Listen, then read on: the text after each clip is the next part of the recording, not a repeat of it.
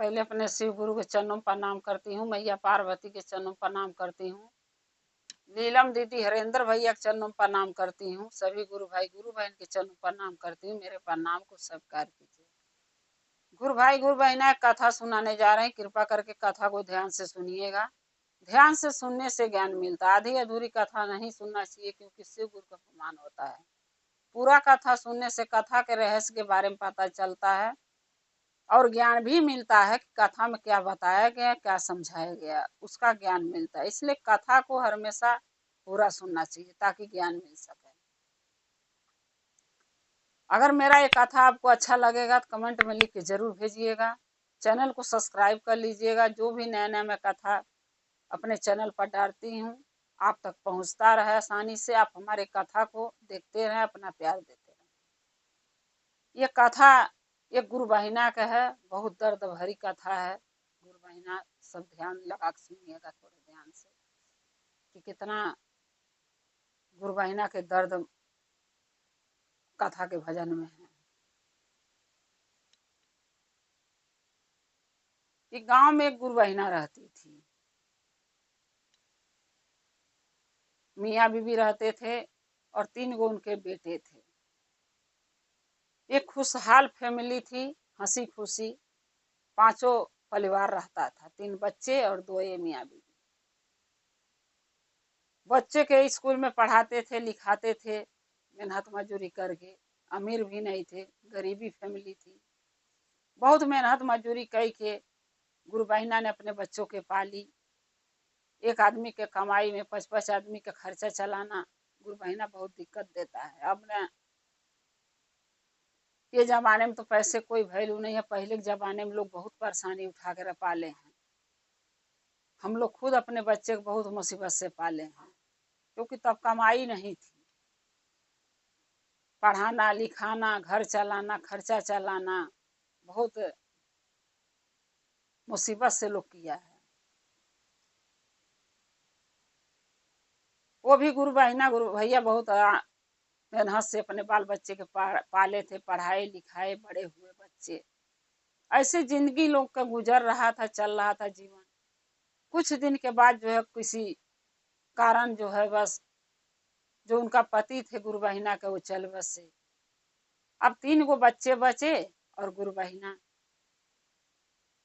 अब धीरे धीरे जब बच्चे सयान हो गए तो गुरु बहिना ने सोचा चलो बच्चों की शादी कर देना चाहिए, क्योंकि अपनी फैमिली हो जाएगी।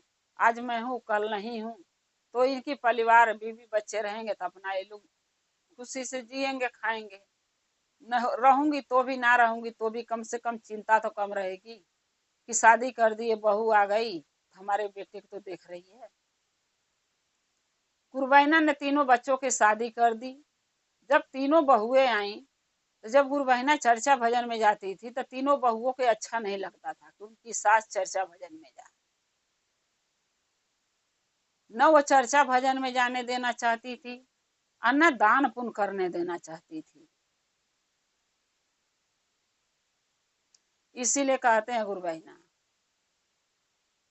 कि जब शरीर चले तो मंदिर जाके 1 लोटा जल महादेव के जरूर चढ़ाना चाहिए।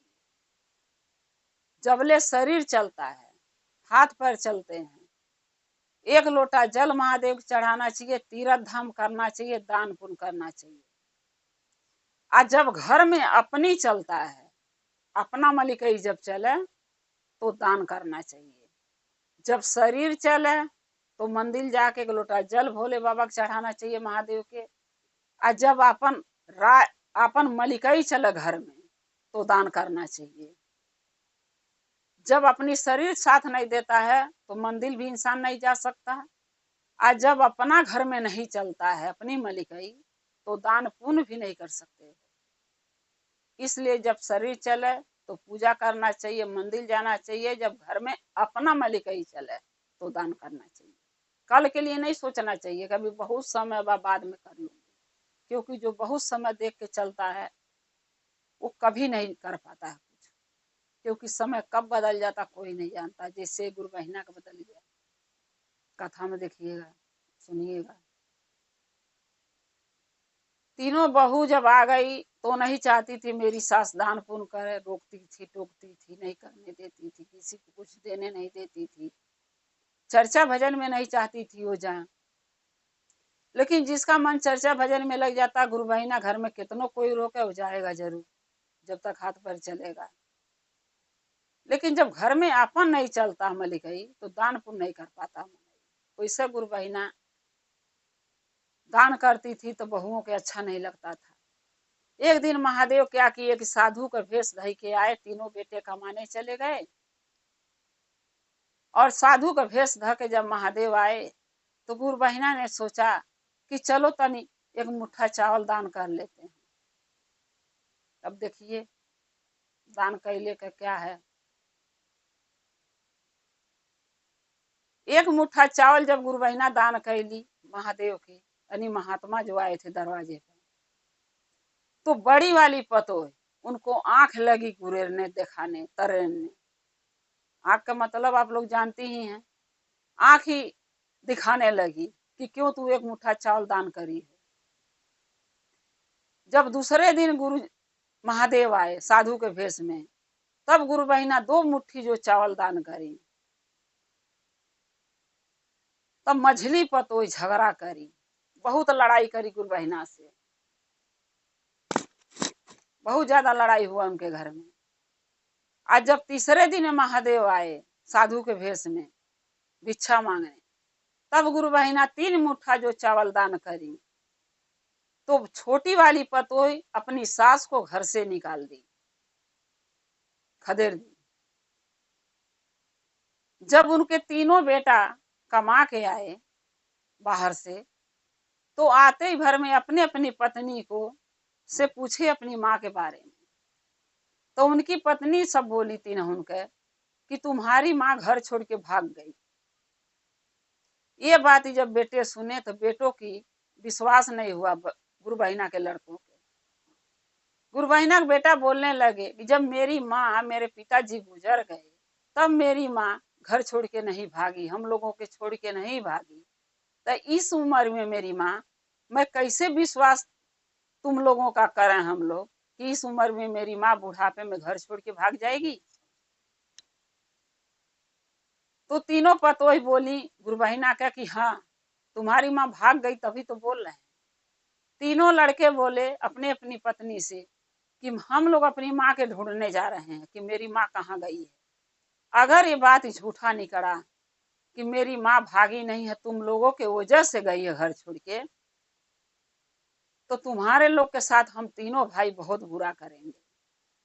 इतना बोल के तीनों बेटा अपनी माँ के खोजने चले गए।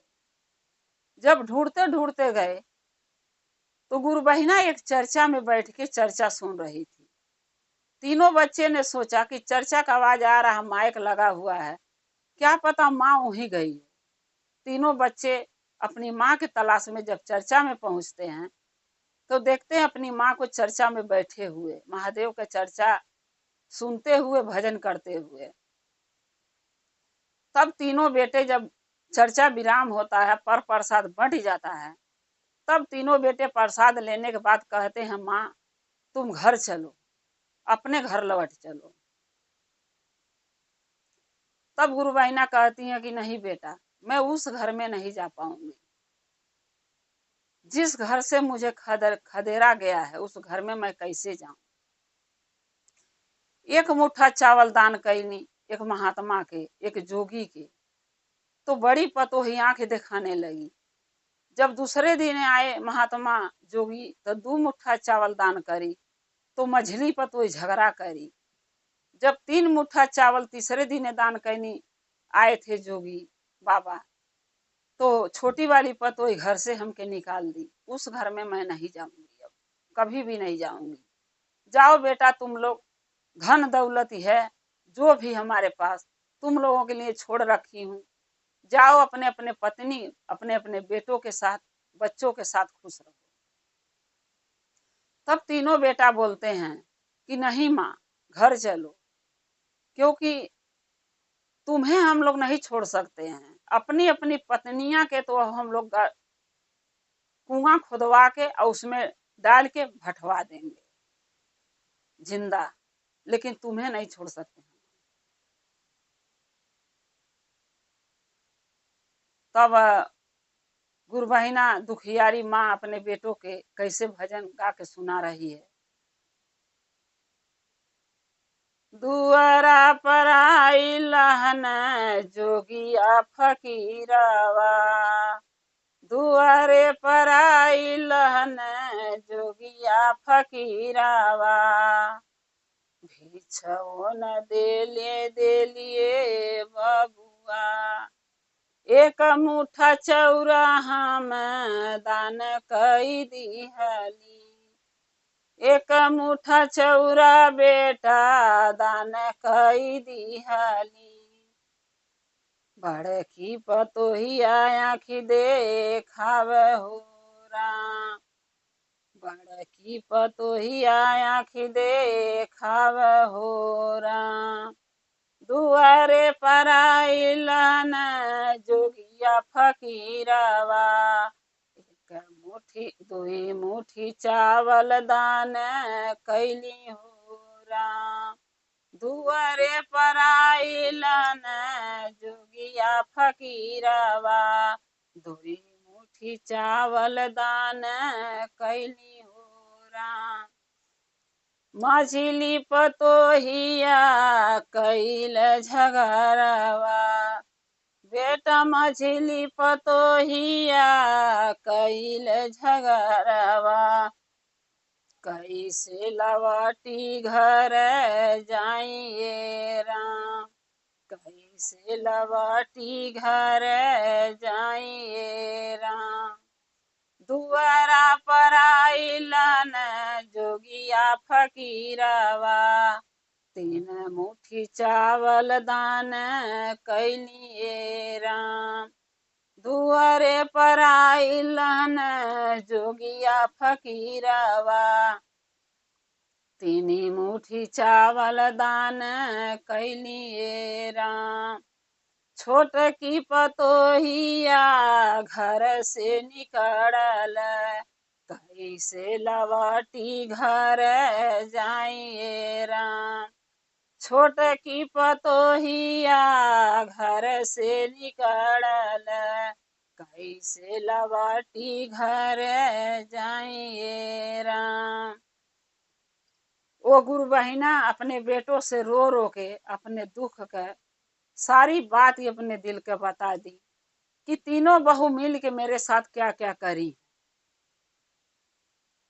तब तीनों बेटा अपनी माँ से कहते हैं दोबारा कि माँ तुम घर चलो, आज के दिन से हम तीनों भाई और मेरी माँ चार ही लोग घर में रहेंगे, बाकी हम लोगों की पत्नी के अब हम उसको तीनों के जिंदा हम लोग नहीं छोड़ेंगे, जा रहे हैं घरे कुइयां खाना के और उसी में भटवा देंगे जिंदा।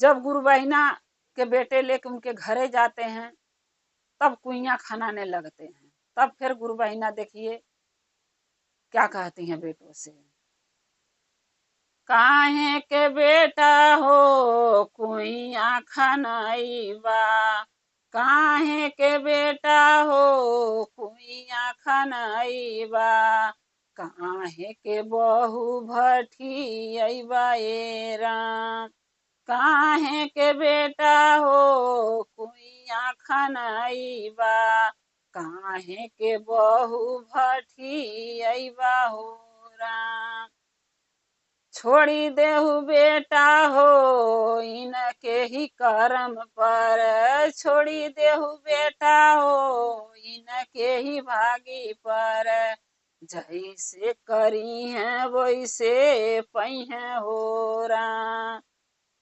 जैसे करी है वैसे पई है हो राम, उनहु के महादेव दिहल वाला दावा हो, उनहु के महादेव दिहल बेटुआ हो, उनहु के यही हाली हुई हो राम, उनहु के ऐसे हाली हुई हो राम। गुरु बहिना कहली बेटों से, काहे के कुइयां खनैबा, काहे के बहू के भठियबा ओमे, लोग दुनिया जवार देख के हंसी तब मजाक उड़ाई कि एक माँ अपनी माँ के चलते तीनों बेटा अपनी बीवियों के मार दिए, जिंदा कुआं में खनवा के डाल के अतोपवा दिए, भटकिया दिए। इससे अच्छा उनको अपने हाल पर छोड़ दो बेटा। हमारे साथ लोग बुरा करी हैं तो उनके भी महादेव औलाद दिए हैं। आज हमारे साथ लोग बुरा करी हैं, दुख दी हैं, मुझे घर से निकाली हैं, तो कल उनके भी औलाद उनके घर से निकालेंगे, उनके दुख देंगे। क्योंकि आजकल तो जैसा जो करेगा वैसा पाएगा। अगर हम इंसान के जन्म लेके दुनिया में ये धरती पर आए हैं तो अच्छा कर्म करूंगी तो अच्छा फल मिलेगा, और अगर हम बुरा कर्म करूंगी तो बुरा फल मिलेगा। ये तो सबके ऊपर है। आज हम सास बने हैं, कल हम बहू भी सास बनेगी। आज हमें वो दुख देगी तो कल उसके बेटी बेटा उसे दुख देंगे। जब गुरु बहिना अपने बेटों के समझाई तो जो बेटे हैं मनो उनको छोड़ दिए, नहीं मारे अपने अपने बीवियों के, नहीं कुआं में ढकेले, लेकिन माफ भी नहीं किए। तीनों बेटे माफ भी नहीं किए। तीनों के क्या किए, उनके मैके छोड़ी आए, बोले जाओ अपने अपने मैके रहना। जब तुम्हें अपनी तीनों के अपने अपने गलती के एहसास हो जाएगा तब तुम हमारे घर में आना, मेरी माँ से माफी मांग के तब इस घर में तुम रहना। तीनों माफी मांगती रह गई, नहीं आगे से नहीं करूंगी। लेकिन गुरु बहिना बहुत उपाय करी कि मनो तीनों बेटे हमारे बहुओं के ना मैके खड़े रहे।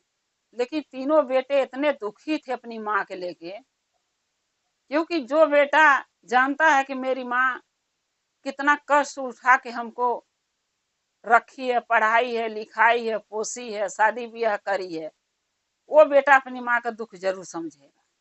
लेकिन ये जो आ रही हैं ये नहीं समझती हैं।